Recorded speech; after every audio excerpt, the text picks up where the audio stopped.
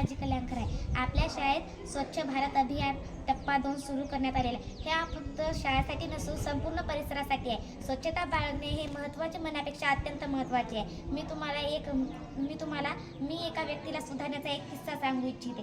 आमच्या शाळेची इंटरव्ह्यू झाली होती. तेव्हा मी व माझ्या मैत्रिणी घरी जात होतो. घरी जात असताना आम्हाला निरोप भेटला की शाळेतल्या सर्व विद्यार्थ्यांना व शिक्षकांना सांगावे की गावात काही कारणामुळे पंगत आयोजित करण्यात आली आहे, तरी सर्वांनी या पंगतीचा लाभ घ्यावा असे सांगण्यात आले. नंतर आम्ही शाळेतील सर्व शिक्षकांना व माझ्या मित्रमैत्रिणींना सांगितले. आम्ही सर्वजण आनंदाने गावात गेलो.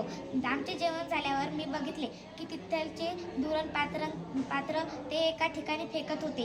काही व्यक्ती तंबाखू खाऊन थुकत होते. मी पहिले धुरण पात्र फेकणाऱ्या व्यक्तींना सांगितले, असे फेकू नका, तुम्ही इथे फेकता तर आपल्याला काही नुकसान होत नाही हे खरे, पण जनावरे जे मुके प्राणी आहेत त्यांना फार नुकसान होते. कारण त्यांना समजत नाही की काय खावावे काय नाही. त्यांना वाटतो की हा नवीन पदार्थ आहे, तो खाण्यासाठी मागे पडतात, तो पदार्थ खातात. गायींनी खाल्ले, वासरांनी खाल्ले तर त्यांच्या पोटातले आताडे सडून जातात, त्यामुळे ते मृत्युमुखी पण जातात. विचार करा जरासा, या जागी जर आपण असलो असतो तर आपल्यासोबत अशा दुर्घटना घडल्या असल्या तर आपल्याला कसं वाटलं असेल. मी व माझ्या मैत्रिणीने त्यांना सांगण्याचा प्रयत्न केला.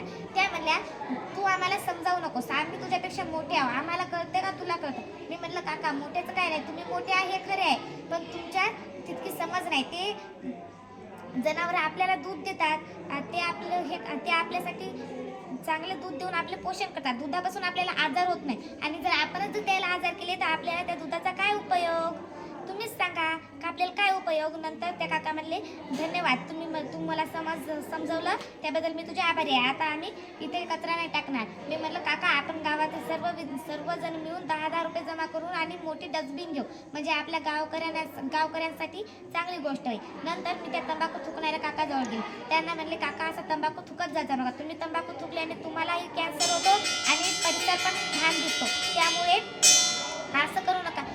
ते काका पण मला तसंच म्हणाले.